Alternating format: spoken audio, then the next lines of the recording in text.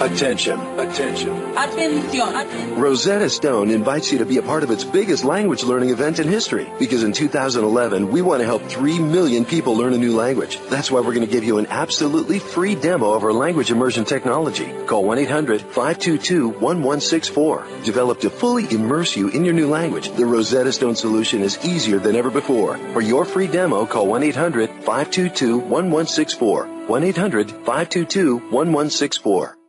Blog Talk Radio.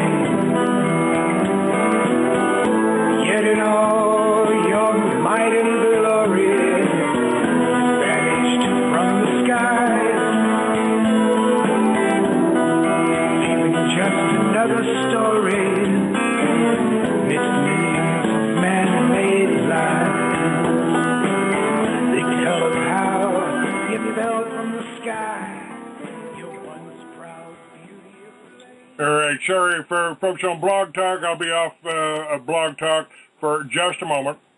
And let me keep up a little, do a little work here on the side. But my guest today, folks, is Todd Schaefer. And Todd's got a book out. Tell me about your book, Guide to Acceptance. Yeah, it's called the Acceptance Guidebook, subtitle Spiritual Solutions for Active Minds. And I wrote the book over about 6 years' time, and it's a collection of different spiritual essays that, kind of have acceptance as a theme surrounding it. And it's a really handy-dandy little book. Now, tell me about yourself first. What's your background? What did you do for a living before you decided to be a writer here? Sure. Well, I guess I've had an interest in writing my whole life. But as far as what I've done, like for work and such, I was a designer and animator in television, as a matter of fact, for a number of years. So I've always had that creative element that I've liked to express. And then I left that to do project management for a contractor, appealing to my organizational and analytical side. And then when I moved to Arizona, started to run a business. My wife and I run a hypnotherapy clinic, so that's been our pride and joy since we've been out here. And I've been reading and writing on the side, and enjoying doing the interviews and such. Hypnotherapy. I went to a hypnotherapist one time and paid him to hypnotize me, and he told me he couldn't do that. That's kind of been my experience before. Yeah, hypnotherapy does. It does depend on the mind of the person. That's definitely a variable. Statistically speaking, it is one of the most effective ways to do therapy on the mind, even more so than other types of treatment, depending on the studies you look into. Yeah. Now, this book. Mm-hmm. What is it about? What are you trying to get across to people? Now, I've studied all of the religions. I've studied the occult, and over the years, and I'm not too impressed with religions. There seem to be methods of control. Not necessarily getting you in touch with God. I kind of feel like if you're an entity that's omniscient and omnipotent, I say, what are you? And people, the standard answer is, well, you're God. But wouldn't you be bored shitless? Probably so, yeah. So you create man, you put a little bit of your divinity in him, you call it a soul. That's your direct contact with your creator, with our deity, with the creator of whatever we're living in. And then you don't really need the preachers of the religions, I wouldn't think. But that'd put a lot of people out of business, wouldn't it? Agreed. Couldn't agree more, yeah. This book here doesn't have any religion in it. It's all strictly spirituality, spiritual psychology. It's kind of the what I would like to call the mechanics of the mind versus the divine mind. And it's written from my experience. I don't claim to have all the answers, but they are answers that have applied to me on my path. And I've enjoyed the hell out of it. It's been a great journey. The introduction of the book starts out with talking about my history and my wounds and how I discovered that I had to kind of go outside of the mind to garnish more of that connection with my spirit. And then the articles and the essays within it talk more about how to constructively understand how our minds work in a divine sense, in a spiritual sense, and how to go around them effectively in terms of surrender, letting go, letting God, and things like that. What is in your definitions? What's the difference of spirituality and what the churches try to sell us as being divine? Sure. I can't speak for the churches, but in my own simple definition for my purposes and for this book and what I tell people, I say that spirituality to me is the feelings-based relationship that we each have with ourselves. And that's about it. Okay. Meaning, go ahead. Meaning it's a relationship that we cultivate with, basically how we feel about ourselves and work on establishing a positive relationship with how we feel. It doesn't even have to include outside beliefs. It doesn't have to be beliefs about God. I mean, you could be an atheist and still have a spirituality. It's just a relationship that we have with ourselves and our desire to make that relationship a good one and to feel good about ourselves. It doesn't have to follow a certain number of rules or a doctrine or anything.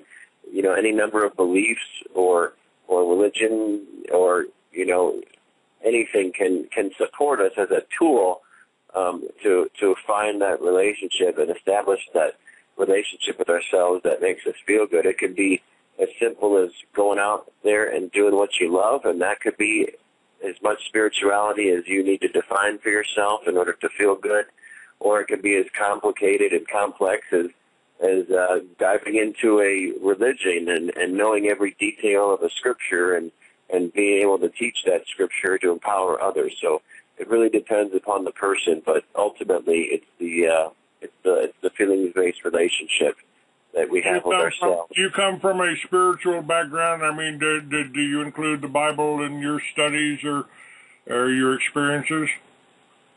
I do. I hop around to different tools to use, and the Bible has been one of the things that I come back to now and again. It's not the only tool that I use, but I do use it. Yeah.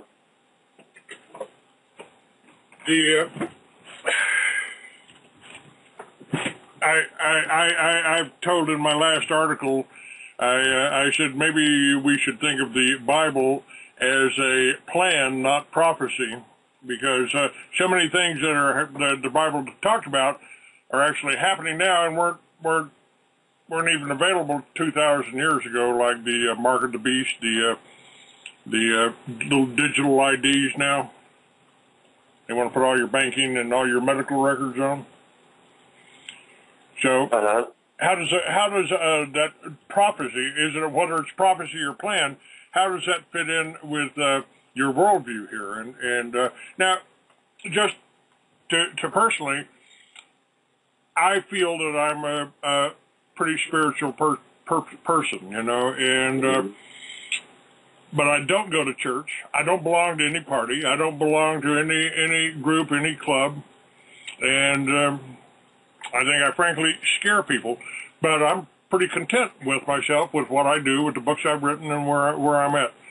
How does that fit into this book and what you're trying to communicate to people? Okay, it fits in just perfectly. I mean, there is.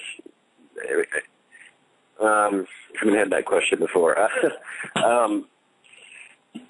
I would say that if you're doing what you enjoy doing, then that's all you need to be doing. I mean, you could live your life and not read this book and still be as every bit as spiritual as you need to be. There's nothing that a person has to learn in order to lead a more spiritual life, in my opinion. They could do whatever they're drawn to do in their joy and in their feelings, and live out their life fine, and not have to engage in any kind of religion. And that's as much spirituality as they need. You might be more learned if you read certain things, or you might be more educated about spirituality in general, or religion, or psychology, but you don't have to know about any of those things to be a spiritual person. You're going to be spiritual regardless, and it just has to do with following your own heart with what you do, and the rest of the people can go to hell. Does that answer your question? Well, yeah, pretty much. In other words, I'm doing things right. I'm doing what I enjoy. I report. I'm not interested in running for office. I don't want to run anything. I don't want to own anything. But I want everybody to leave me alone. Right, and that's perfectly good. There's nothing wrong with that at all. I mean, this isn't. The only question I have is because I feel that way, and because I'm doing this exactly what I want to do, bringing people like you to the forefront. Why do so many people hate me? Why are so many people so scared of me? Is it because there's no controls? I don't really know. I would say different people are intimidated by different things, and it totally depends on their programming. I think a lot of people have maybe fear about somebody who's an authoritative type of figure and knows their opinion on things and has a radio show and stuff, and that can be intimidating to a lot of people. That might be one reason. But whatever the reason is, it's certainly not you or your fault. It's whatever people will carry with them individually. Well, you used a term that I use constantly. I tell people they don't call television programming for nothing. Uh-huh. And isn't I think television is the greatest mind control tool ever invented. It really focuses people on how they think. Oh, you're a conspiracy theorist because you don't believe those planes made those buildings fall down? Uh-huh. Yeah. Yeah. Yeah, I mean, like my wife says, most people live in a state of hypnosis as it is, and when they come to us to help them with fears or traumas at our clinic, we dehypnotize them. So I mean, I totally understand where you're coming from with that. I mean, I watch a little TV here and there, but I haven't owned cable, in probably 6 years. And I totally agree with you that there's a lot of programming and negative messages, and you gotta be selective of what kinds of things you put inside your head, because it's your life. We have to decide what we want to accomplish and how we want to get there and who we want to spend our time with. I mean, you wouldn't spend time with a person who is a pain in the ass and negative all the time. So, why would you watch some types of TV programming, which is similar? You really got to be selective about those things. It's now.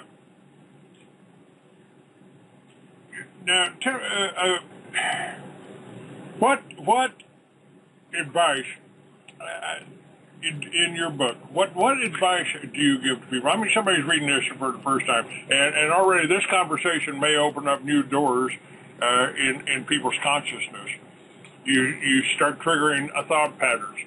And I've got a feeling that's exactly what your book does, and maybe what you designed it to do.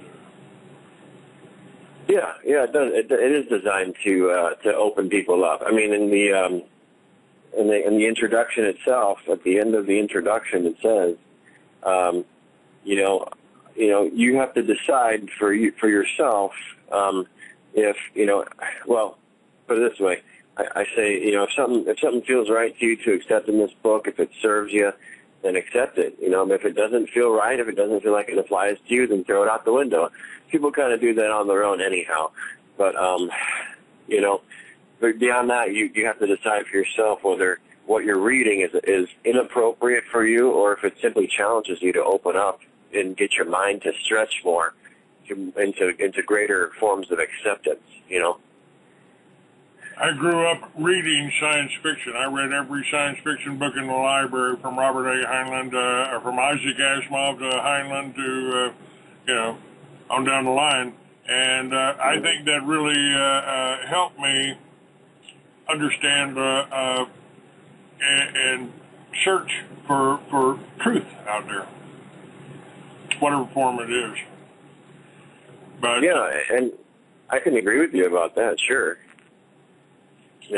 There's a lot of creativity in science fiction, and a lot of times there's a lot of inspiration in it too. It's just expressed through a different way. It doesn't have to be a doctrine or a religion to be incredibly helpful and serving to somebody on their path. If it's following your joy and it's making you feel good to have read those things and you feel drawn to doing it, then in my opinion, that means it's absolutely appropriate for your path and serving your growth and development.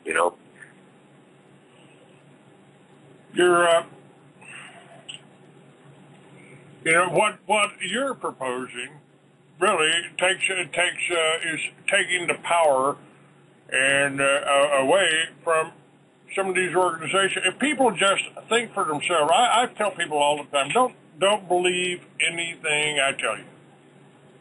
Uh-huh. Check it out for yourself. Right. Investigate, and understand what works for you and what happens.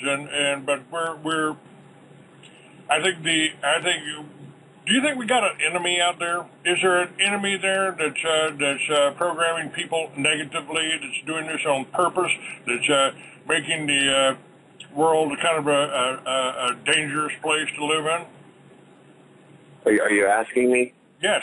Yeah. Do you think is there an organized evil behind the current events and things that are happening? And people are in pretty bad shape physically and mentally, and a lot of them are drugged out. And I'm not talking about smoking pot. I'm talking about pharmaceuticals. I'm talking about pain medication. I'm talking about sleeping pills. I'm talking about OxyContin. I'm talking about heroin. I'm talking about cocaine. And Valium. Don't forget Valium. Which has got about a 4,000% profit. Right. Yeah. I mean, I can probably agree that there's a lot of people out there wanting, or organizations out there wanting to control. I mean, there's no doubt about that. Especially the pharmaceutical industry. I mean, but I probably add into that, one thing you said towards the beginning of your last statement was, control and power and stuff like that. And the thing that I would want to add on to that is that people individually do have the power, and there is a need for each of us to discover that power. I mean, we can talk about, conspiracy theory, and then there may be truth to that, but but is that going to in a sense give our power away, or is it going to be something that's going to make us feel more empowered about our lives and our situations and stuff like that? You know what I'm saying? Well, people are programmed to believe that you need to trust the government. You need to have it's okay to give the bankster a couple of trillion here and there, otherwise they're too big to fail.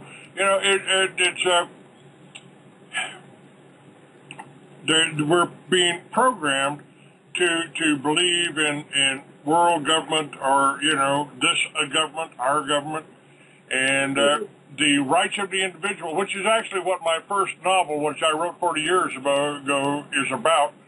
When there's no laws against victimless crimes, when at some time in the future, when everybody is considered an individual and each individual's got the same rights. That's an awesome vision, and I mean, everything you're saying makes perfect sense to me, Yeah.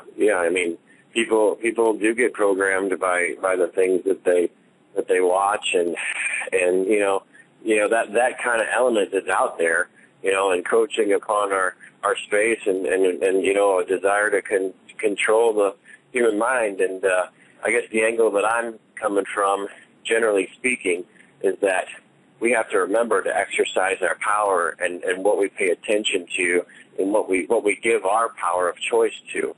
Do we want to, I mean, just because the people are sending out whatever kind of messages on TV, does that mean we have to sit there and watch it, or can we go do something else? So there's a power of choice involved that we need to remember that we have the right to exercise, When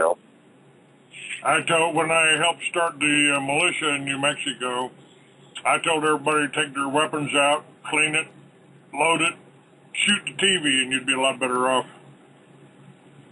Shoot the what? Shoot the TV. Oh, right, exactly. But totally. Give me some practical, something. Give me something out of the book that's practical. So how people can do this. I mean, so many people. Well, they go to church on Sundays, but and of course they go to school in the morning to be programmed to be good factory workers. But the schools don't teach you to think. The schools have actually dumbed people down, according to people in the education business like Charlotte Disselbite. Mm-hmm. Yeah. I mean, I definitely have my qualms about education. Primarily teaching financial literacy as being a primary component of the education system. But we won't go into that. As far as the book, practical tools, you're asking? Yes.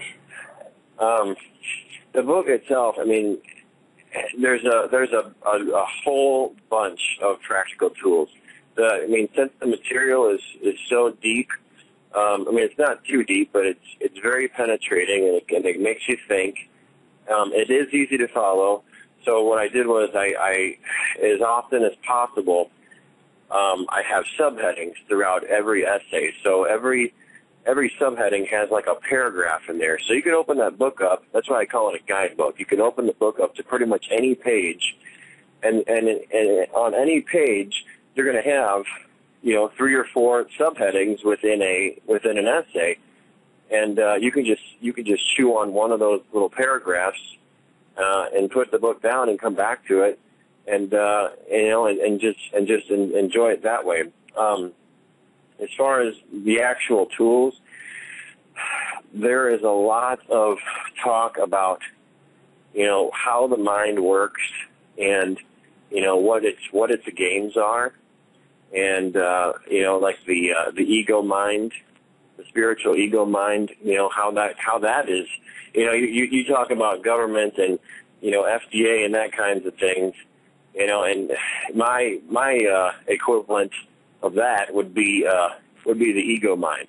The part of us that wants to stay in control, the part of us that's afraid, the part of us that makes us afraid of overcoming our limitations and our boundaries. And throughout the book, there are tools like such as surrendering, for example, which teach us to go beyond those limitations and trust a little bit more, so that we can experience more expansion and freedom personally. Does that make sense?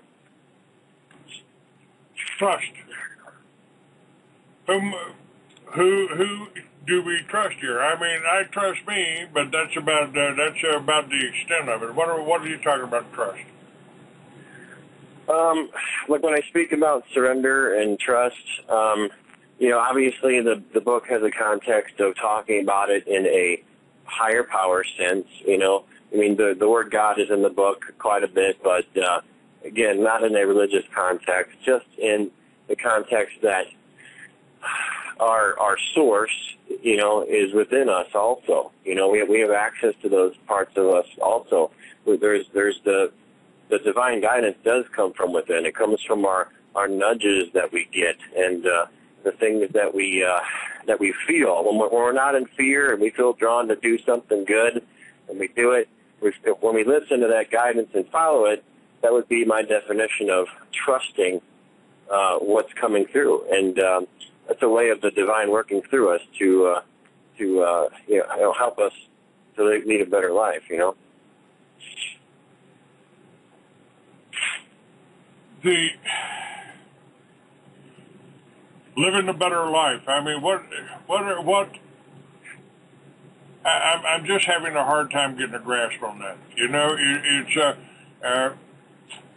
I think I've got a pretty good attitude. I think I've got a pretty good grasp on the way things work, and yet there's a lot of opposition out there. A lot of opposition. Mm-hmm. Right. Well, there are people out there who simply don't want people thinking, your teachings might lead somebody away from the confines of the church. They might actually start to think for themselves, and maybe, if they're Baptists, they might go out and try dancing. Sure. Yeah. Is there something I can clarify, maybe, or? Well, the people, like I said, have been programmed. How do you break that programming? Can you give me a couple of paragraphs or something in these excerpts that you're talking about? And okay. So I can get a feel for it. I gotcha. Well, something just came up as soon as you said program. Something sparked in my head that a really good answer to that is, how do we get out of these programs that people are programmed by? Well, an answer that this book would provide is to get out of our own programming, is to understand our own psychological programming. Not too crazy in depth, but just enough to where we can see we can get a feel, a grasp, an understanding how the mind works against us sometimes and how it works for us. And I'm basically, to boil that down into a simpler explanation, how we can deal with fear more constructively and get more enjoyment and love and things like that in our life. And it doesn't come from going outside of ourselves. It really doesn't. It comes from understanding what types of buttons get pushed inside of us throughout life and how to address those buttons so that they don't tyrannize us over and over and over again. Does that make sense? Yeah, the whole, part of the psychology here is keeping people in fear. Yeah, absolutely, that's true. Yeah. And most people feel so helpless in the face of, how do you stop a multi-billion-dollar, trillion-dollar bank from running over and taking your homes away from you? Right. It's J. Edgar Hoover once said, when you're faced with a conspiracy so vast you can't even imagine it, Yeah, I understand that. Yep. So it's, but again, if I've asked myself, when has it been easy to survive? When has it been easy to be free? There's always been somebody that wants to own you, take care of you, or bribe you or something like that, or hit you in the head and put you on a rowboat to go across the ocean. So if you can regain your individuality and get your focus center, then we can survive pretty well. We've always had these enemies around us, but you can be trained, and you can train your mind to not to believe everything you hear on television. Absolutely, and even more to add another log onto the fire right there is, you don't, not only do you not have to believe it, you don't even have to make it part of your reality. It could be something that you don't even watch or listen to if you know that it's just going to create that opposition inside of you, and then, and it's part of the game sometimes with different people or organizations that like to control. Part of the game is having us buy into it also, and believing that we have to fight against it in order for it to go, in order for us to beat it. But sometimes we don't even have to address it at all. We can just focus on other things. What do you suggest people focus on? Is it something out of their life? Is it something on the horizon? Is it a goal? And now, I've also made the statement that I believe that Jesus was promoted to God by the Council of Nicaea in 350 A.D. because they didn't want men like you and I aspiring to be the kind of man that he was. And I would say that was be one of the first rebels that solved the problem we got today. How do you fight evil without becoming evil? What was that last sentence you said? How do you fight evil without becoming evil? Okay, my answer to that, and this is a little bit more of a spiritual answer than a political one. Okay. Is you fight something you don't want by not giving it your attention, because psychologically, let's just stay with psychology. Psychologically speaking, the way for you to let's say the way for you to quit smoking, if you wanted to quit smoking, would not be to focus your energy on I don't want to smoke, I don't want to smoke, I don't want to smoke, because then you're just going to keep smoking and keep being stressed about it. Similarly, if you have a problem, a personal problem or whatever it is, if you continue to fight against something that you don't want constantly, well then psychologically you keep firing the same program, you keep firing the same neurons, you keep running the same programs, and then they never resolve. They keep continually reinforce themselves we have to change the scenery. When I grew up, as you'll read in the book in the introduction, I started off talking about how I had anxiety as a kid. I would get overstimulated, and I just sometimes the world was just overpowering to me. So what my dad would recommend to me was to, well, number one, change the scenery, because if you can get out of the place that you're in and you're afraid of, sometimes having new stimuli can change how you feel, because you're not seeing the same thing. You're not reinforcing your psychology with the same thing. So in essence, to tie this point together, basically, if you want to make some change, if you don't like something and you would really rather something else happen, then focus on that other thing. Focus on what you want to change. Focus on how you want to feel instead of focusing on how you don't want to feel, or focusing on fighting against what you don't like. I think it's really good advice. I think that's really good advice, and that's over the years. I mean, I've been reporting on what's going on with the New World Order, what's happening in politics, what's happening in the religions, and the answer I came up with was bringing your families together, your communities together, working in a cooperative method, growing your own food and generating your own electricity, and then you don't need nobody for nothing. That's true, and that's exercising your independence and creating the basis of every civilization, which is the self-sufficient family farm, or recreating. I couldn't agree more. It's such a good extension. You said something really good there, and it made me think of something. Oh boy, I hope it didn't leave. Oh yeah. I think, like you talk about the control and such, and I think the lie that we're told is that we can't do it for ourselves. And when I say we can't, now I'm not saying this person, X, Y, Z, so and so is wrong per se, although I could come up with that list if I wanted to.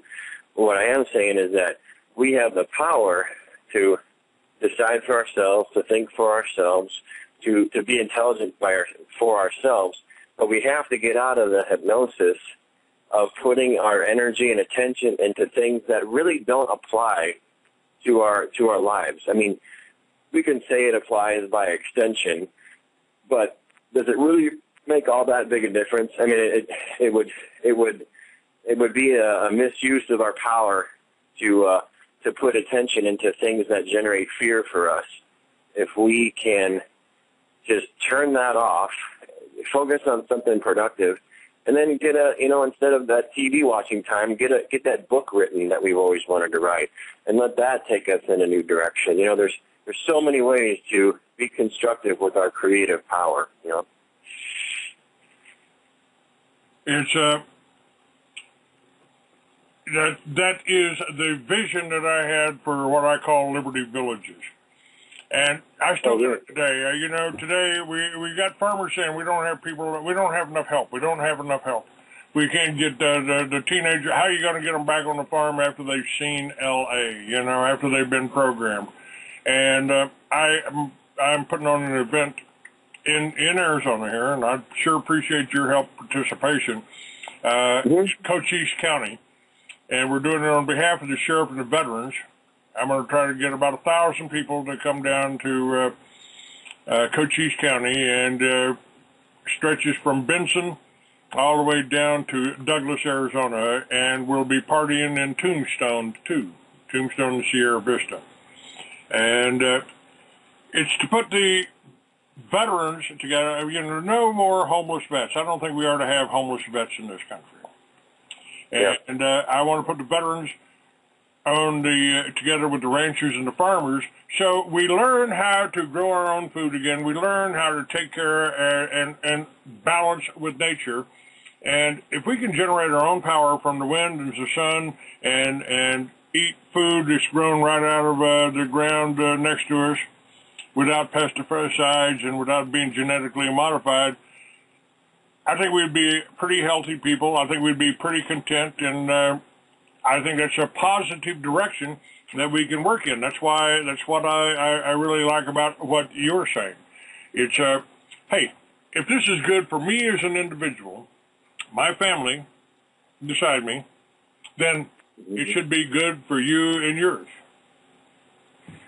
Yeah, and on the whole, I definitely agree with that, because the psychology that reinforces is, I'm going to be okay, as opposed to I need someone to tell me that I'm going to be okay. And you see the difference there.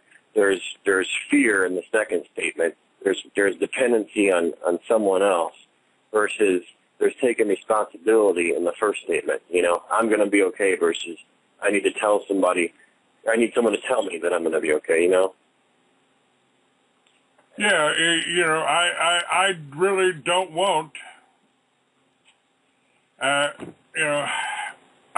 don't want anybody to tell me, I don't care what religion you are. The Constitution, First Amendment protects you on that. You want to beat your head against that Wailing Wall, knock yourself out, I'll watch. You want to get down on your knees and stick your nose in the dirt and your ass up in the air, hey, I'll tell you what, I'll try to keep the St. Bernard off of you, And I feel pretty much about the same about. Have you accepted Jesus as your Lord? I haven't accepted anybody as my Lord and Master. And right. I don't see me in church because I got a direct line to God. I can find out whatever I need to know that way. Yeah.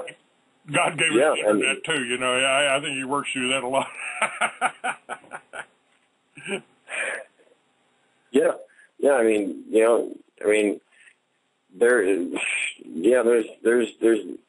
you don't have to do anything to have a direct line to God. We all have it, and we although an important distinction to make is that although we do have each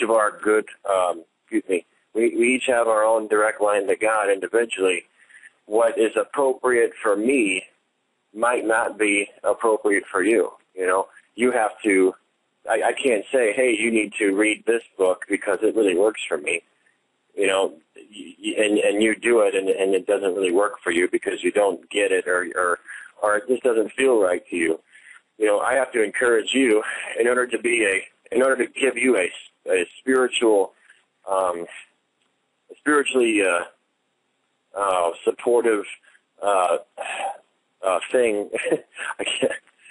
A spiritually supportive action to take. I would have to be encouraging you to do whatever feels good to you. I can't say to you, "Hey, have you accepted Jesus for yourself, Clay?" Because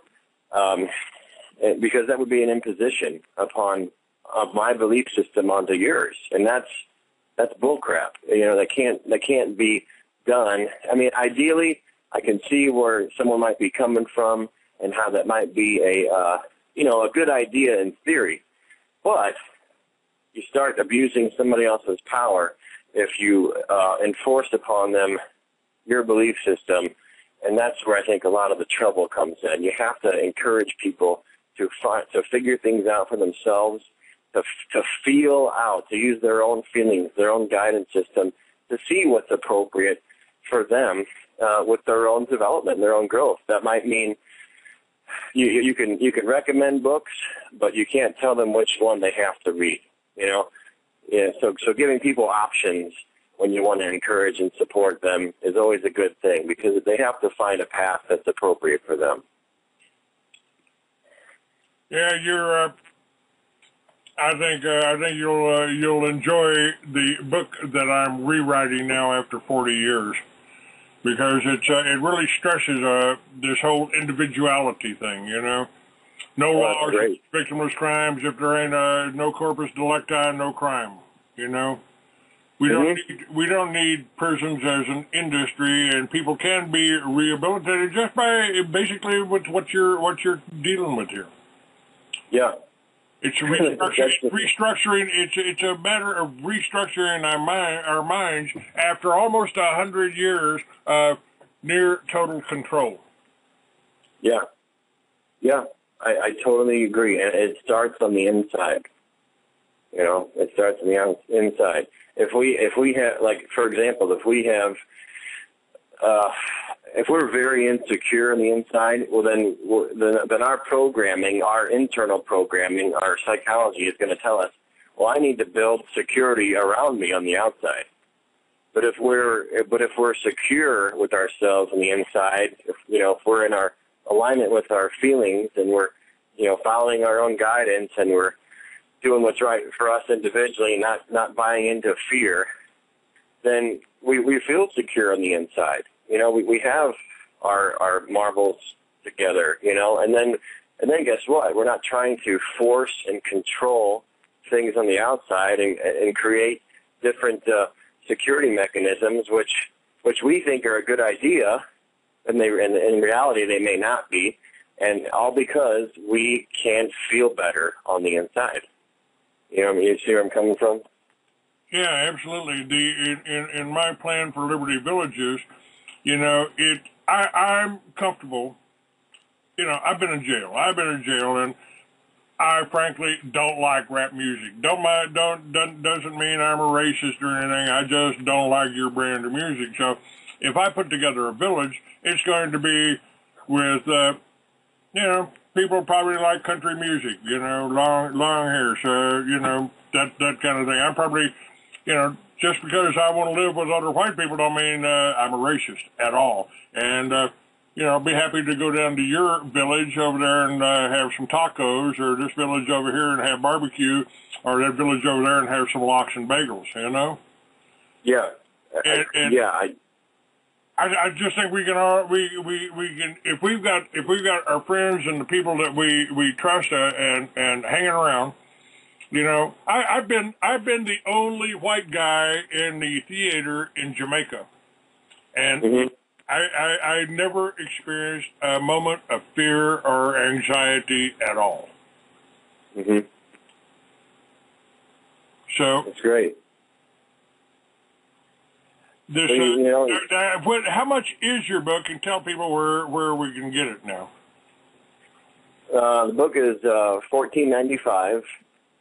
And you can buy it at Amazon.com, mostly online. I mean, I don't have a list of stores that it's in yet, although it is being distributed to different spiritual and New Age types of stores. But I guarantee that you can buy it at Amazon.com, BarnesandNoble.com. You can also download it as an ebook on a number of different ebook sites, including Amazon and that kind of thing. And it's called the Acceptance Guidebook by Todd Schaefer, and my website is www.acceptanceguidebook.com, and you can read excerpts from the book. You can read testimonials from 20 different people who have things to say about the book. You can see all the different websites. I mean, the book's been on CNBC.com. You can find out where it's been already. It's having a good time, getting out there right now. Good. That gives me some encouragement. People are starting to wake up. They're starting to think for themselves. I mean, and that's really all you're suggesting here, isn't it? Think for yourself. Basically, yeah. I mean, that's basically true. Yeah. I'm just saying, learn about how you work, and learn about your relationship to your feelings and your own personal alignment with Source. It doesn't get too crazy, really. It's very, very practical, and the end result is think for yourself. So you're right about that. Okay, what do we got here? Okay, we got about 11 minutes left. What part of the country do you live in? What part of what? What part of the country do you live in? Oh, I'm in Phoenix. In Phoenix? Yeah. Okay. You should probably get a booth down there in Cochise County for 3 days. Yeah, I could. There's a number of options on the table at the moment. Yeah, that'll be sounds exciting. That'll be on 11/11. Okay, all right. And is there information on that on your website? Yes, sir. Yes, sir. All right. I'm just getting I'm putting the tickets together and all that. I hope to have about 1,000 people. We'll have the sheriff from Pinell County speaking there, I believe. Bebo will be speaking there. Larry Devers from Cochise County will be speaking there. We're going to try to get Sheriff Richard Mack to come in, and somebody from the Oath Keepers to come down there, and hope to have a few veterans organizations represented there. Okay, that's great. But I want to try to again. This is designed to put veterans and ranchers and farmers together. I mean, they all need some help. Somebody needs a home. Somebody needs employment. Somebody needs food. And I really want to encourage the expansion of these cooperative farms. Basically, low cost structure. We don't have to live in a $100,000, 2,000 square foot box. You know. Right. We don't. Right. And the more that we grow on our, what I would call a spiritual path and things like that, the less we need that stuff. I mean, we can still have it, but we don't have to have it, you know. Well, this whole concept that I envision, people working together and growing their own food and generating their own energy, could be adapted and presented as a spiritual path, actually, getting back to God, getting back to nature. I mean, he did say he gave us every plant out here, you know, for our consumption. And if we could do that in a neighborhood, in one block, if you just, folks, if you as an individual just said, I'm going to turn this block into a garden, and went around and talked to every neighbor on that block and said, look, we got people that'll put the solar up on your roof, wind generator on your roof, garden in the backyard, and we become our own village right here in our neighborhood. Mm-hmm. But it takes people taking action. It takes people working together. It takes people talking to each other. You know, this is the kind of the drawback of the internet, I've found. Because people are afraid to talk to you. They're afraid to meet you. They're afraid. It's like, this is here's my protection. This is my shield here. I can talk to you. We can chat. Right. You know, like my mom said years ago to me. She said, technology it can never be a substitute for real human interaction.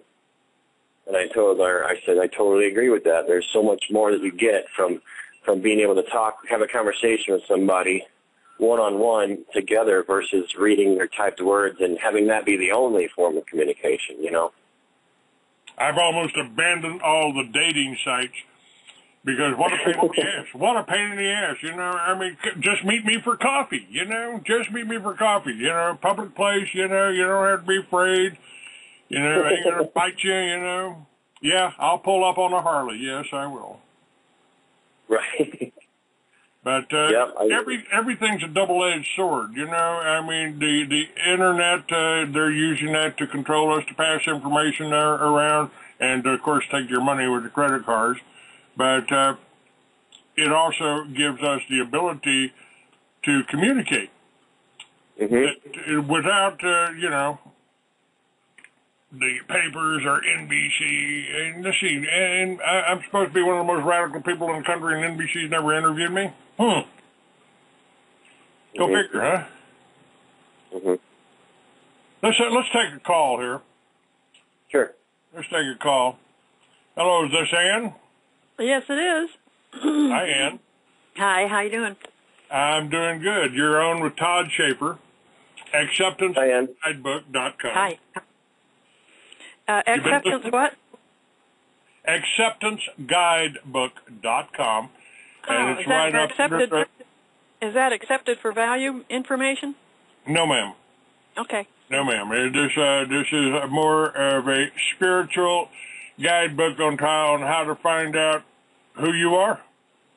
Is that accurate, Todd? Yeah, generally speaking, it is. It's a guidebook to figure out kind of how you operate, how to kind of get free from some of your own mind games, and how to embrace more of your divinity that's already in there, and just bring more of that out. So yeah, that's cool. I had just tuned in late because I got busy with some things. It was raining out. I had to get the trash out and stuff. All right, dear. But that's a cool idea. I hope a lot of people get your book. All right. It'll be on Clay's website, won't it? Yes, ma'am. It's up. Okay. It's up there right now. Okay, cool. That sounds great. I'm going to have a look. All right. Thank you, dear. Thank you. Okay. God bless you both. God bless you. Mm-hmm. You too. All right, Todd. In closing, we got about 4 minutes here. Tell people why they should get your book and where they can get it again. Well, you can get the book at Amazon.com, BarnesandNoble.com. You can go to my website at AcceptanceGuidebook.com. And the book is authored by me, Todd Schaefer. The book has there are other authors named Todd Schaefer, but they author political books and such, and that is not me, I promise you. This is the only book I have out at the moment. Acceptance Guidebook it's a big blue and white cover. It looks very, very different from those books. And as far as why you should get the book, if you just want to feel better, and you're even the slightest bit spiritually bent, I mean, it would be a great resource for you. I was just on a radio show recently, and the interviewer was open-minded, but had been jaded by other religions and stuff, and just people pounding stuff down his throat, and it made him not want to grow spiritually.